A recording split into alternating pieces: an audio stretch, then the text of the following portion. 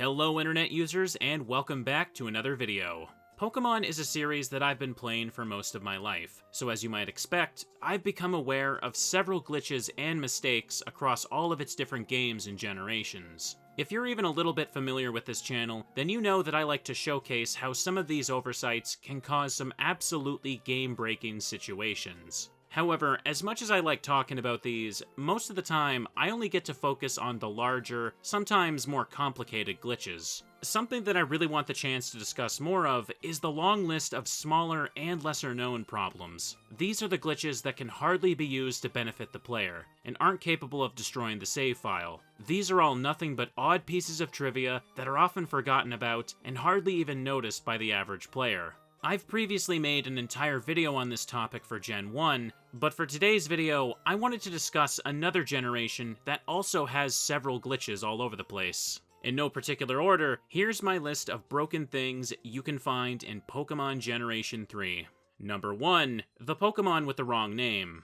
To start off, let's talk about a mistake that perfectly summarizes the things that inspired me to make this video. In Pokemon Ruby and Sapphire, if you go to Moss Deep City, there's a house located to the left of the Pokemon Center. Inside are a couple of NPCs and a Skitty. If you talk to the Skitty, the game incorrectly lists the Pokemon's name as Delcatty, which is actually its evolved form. This mistake is right out in the open, but you'd be forgiven for never noticing this. Moss Deep City is one of the last few towns you'll get to visit in the game, and by this point, most players would have realized that none of the overworld Pokemon really do anything when you interact with them. If you're like me, you probably never even bothered to talk to this cat in the first place. There is one thing that's pretty interesting about this, though. Apparently, this mistake is present in the original Japanese release, with this Skitty displaying Delcatty's Japanese name. So when the game was being translated to English, they actually got the correct name, but also didn't realize the overworld sprite didn't match the Pokemon. It wasn't until the later release of Pokemon Emerald that this issue was finally noticed, and the Skitty's text was corrected for both the English and Japanese releases. However, in the case of other translations, I'm not sure how many of them made the same mistake. So if you're watching this video and happen to own a copy of Ruby or Sapphire in other languages, feel free to tell us down in the comments what the Skitty's text says. Number 2, the extra statues in Dewford Gym. Moving along, we have another mistake that can only be found in Ruby and Sapphire. If the player enters the Dewford City Gym, they can find these statues at the entrance. Like every other gym in the game, these will display the gym's name, and the player's name if they've defeated the gym leader here. What's unique about Dewford, though, is that if you go a little bit up and to the right, you can find that there are 2 specific wall tiles you can interact with. When doing so, the game will display the gym statue text, also including the details of your victory if you have the badge. While this may look incredibly random, I think there's a pretty reasonable explanation for how this happened. Notice that the 2 interactable wall tiles are spaced apart, by the same distance as the real statues. I personally think it's likely that at one point during development, these 2 spots were the original locations of the statues. Then for whatever reason, the devs decided to change the layout of the building. In this new version of the map, they could have just simply forgotten to remove the old event tiles that prompt the text, leaving them just barely accessible at the edges of these walls. In Pokemon Emerald version, this glitch was fixed since the layout of the gym was changed to something entirely different. None of the walls here can be interacted with anymore. Number 3, the broken tiles in Sootopolis City. In Ruby and Sapphire, there is a very simple glitch that can be found in the upper right part of the map. To the left of this staircase, there is a single wall tile that isn't solid and can be walked into. There isn't much else to really say about this. It's very obvious that this isn't supposed to be able to happen. You can also easily walk in and out of it, so you can't get stuck here either. By now, it also shouldn't surprise you to find out that Emerald version fixed the issue and made the wall behave like normal. However, something you might not know is that Emerald managed to break a completely different wall tile in this city. Inside of Sootopolis Gym, when you use the ladder to go into the basement, it's actually possible to move 1 tile north of the ladder and step into the wall. This glitch spot is a bit more difficult to find by accident, since you can only move onto it when coming from upstairs. Ordinarily, the gym's puzzle makes it so that you'd only use this ladder to climb back up after falling through the holes. Because of the one-way ice slides here, there's no real reason to ever use the ladder to come down. But just like the tile in Ruby and Sapphire, you can't get stuck here, and you can easily just walk back into the ladder to escape. You might be wondering why this specific wall is only messed up in Emerald, and there's actually a funny possible reason for this. As you can see, the sprite for the ladder only occupies a single tile, but in Ruby and Sapphire, they used a different sprite for the bottom floor. This ladder is 2 tiles tall, and only the bottom half can be walked into. If you attempt to walk up from this spot, you'll hit the wall as expected. It would seem that when they changed the ladder in Emerald, removing the top half of the old ladder sprite made this spot unintentionally passable. I obviously can't say for certain, but it seems overwhelmingly likely to me that the change to the ladders had something to do with this. Number 4. Chansey's overlooked text. Once again, in Ruby and Sapphire only, we have a very tiny mistake that involves some of the game's text. As many of us know, the Pokemon Chansey has a unique signature move called Soft Boiled. If you use this move from the party menu, it allows Chansey to share its HP to heal your other Pokemon. However, in the initial English release of Ruby and Sapphire, if you attempted to use Soft Boiled on a Pokemon that was fainted or already had full health, the game would display text that says, "This item can't be used on this Pokemon." Clearly the player is not trying to use an item here, so this text is incorrect. What's interesting about this issue, though, is that they actually managed to fix it before the release of Emerald. In the 1.1 release of Ruby and Sapphire's cartridges, there were a few tiny changes to some of the in-game text. One of these changes is specifically for Chansey's soft-boiled message. As you can see, the text is almost the same, except they just took out the word item, which made it make a little more sense. Chansey is a Pokemon that literally cannot even be captured in Ruby and Sapphire. The player cannot own one in this game unless they trade it from Fire Red and Leaf Green, which are games that released over a year later. Unless you were using cheats, this mistake was not even viewable in casual play when Gen 3 first released.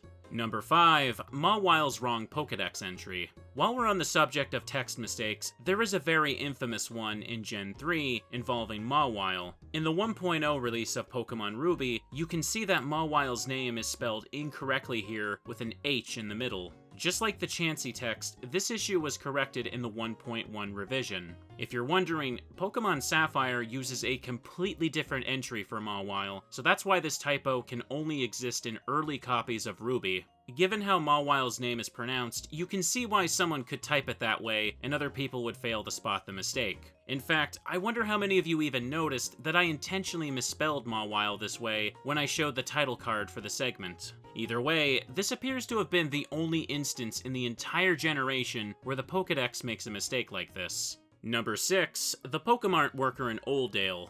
This next glitch is surprisingly the only one on this list that was never fixed in Pokemon Emerald. At the start of the game, the very second town that the player reaches is Oldale. Standing near its entrance is a lone Poke Mart employee. If you talk to them, the worker will escort the player to the town shop and then provide you with a free potion. However, with this particular NPC, there is a funny little oversight. If you were to ignore the employee at the beginning of the game and later return with a full inventory, then it becomes impossible for them to give you the free potion. When you speak to them again, they'll state their normal text as if they had given you the potion. However, the next time you reset the map, they will return to the southern part of town, ready to initiate the same cutscene. This will happen every time until the game knows you've actually received the item. However, after you're denied the item in front of the shop, there is technically a way to reset the map without also resetting the NPC's position. After being told your bag is full, move over to the town's northern exit and take a single step past the lighter grass. Doing this will update your location to Route 103. However, despite this, you've still not taken enough steps away from the Poke Mart employee for the game to properly refresh their position. If you turn around and try speaking to them again, they'll talk as if they're in their other position. This will cause the game to load the cutscene where they escort you to the mart. But as you can obviously see, by walking their path from a different starting spot, they'll instead lead the player into the trees behind the building. These tiles are normally impassable, but cutscenes like this temporarily give the player the ability to walk through walls. Luckily though, this glitch only takes you one tile into the tree, so you're able to simply walk down and be free again. One step further, and the player would have been completely stuck in the trees unless they had a Pokemon that knows Fly or Teleport. This glitch is completely harmless, and as you can see, the only thing it does is temporarily get the Poke Mart NPC stuck somewhere they shouldn't be. Which brings us to the next entry on this list.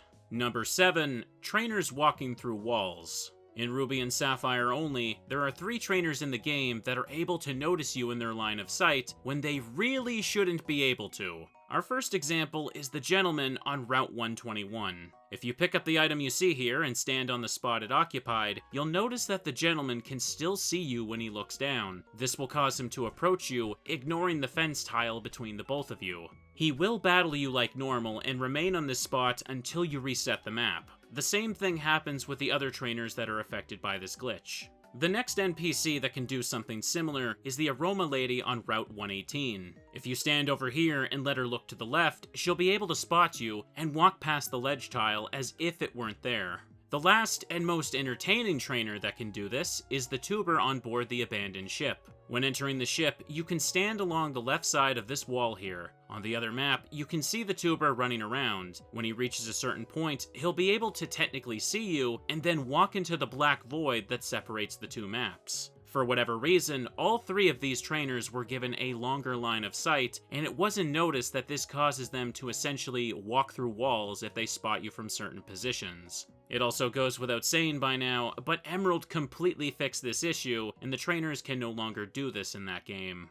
Number 8. Steven's wrong dialogue. In Pokemon Emerald version only, after the player has entered the Hall of Fame, Steven can be found deep within Meteor Falls, waiting to be battled. When you speak to him though, he will mention the time that the 2 of you battled together at the Moss Deep City Space Center. However, as you can obviously see here, he incorrectly calls it the Sootopolis Space Center. Whoever wrote the text here accidentally put the name of the wrong city, and it went completely unnoticed by the time the game released. There really isn't much else for me to say about this one. It's a very simple error that fits the theme of the video, so I wanted to include it. Something I should say though, is that I'm not sure if this mistake exists in other language versions of the game. If you happen to be familiar with this, or have played any other translations for Emerald, feel free to tell us in the comments what Steven says here. Number 9. Meeting Pokemon in Celadon City. To end this video, we're gonna finally turn our attention to the other main series Pokemon games of Gen 3, Fire Red and Leaf Green. While these 2 games have a few useless glitches and mistakes themselves, they don't have very many worth talking about compared to what I've shown for Ruby, Sapphire, and Emerald. However, one very strange thing that I need to bring up today is a very strange glitch that occurs in Celadon City. To really showcase it, let me demonstrate the simplest way to perform it as soon as you arrive in the city for the first time. For the first step, we need to obtain a Pokemon in Celadon. The quickest way to do this would be to go to the roof of the apartment building and obtain the free Eevee in this room here. Checking the Eevee summary screen, take note of the text on the bottom that says, "Met in Celadon City." Next, walk over to the Celadon department store and enter the building. Once you're inside, check the Eevee summary once more. You'll notice that the text on the bottom has slightly changed. It now says that this Pokemon was first met at the department store. If you exit the building and check the summary again, the text will return to normal, properly saying it was met in the city. This is a very weird and temporary glitch that can only happen to a Pokemon that is first obtained in Celadon City. As far as I'm aware, there is no other Met location in the entire generation that does anything like this. And to be honest, I don't fully understand why this even happens either. It's also worth noting that this glitch can be done in the opposite way as well. If you were to take a Pokemon egg into the department store and then let it hatch inside, its hatch location will be displayed as here, but as soon as you step outside, or even go into other areas outside of the city, the game will change the summary text saying that it was hatched in the city instead. Overall, the glitch is pretty harmless. Odds are, most of you watching have probably activated this multiple times without even realizing it. With that said, we've reached the end of this little video. I hope you all enjoyed watching, and hopefully you learned something about these games that you've never heard of before. If you want to see more of me, I have a lot more videos in the works, and I'm looking forward to finally sharing them with all of you. I'm also a VTuber now, and upload my streams to my other channel, so you can look at that if you also feel like it. My name is Poke Mart, and thanks for watching.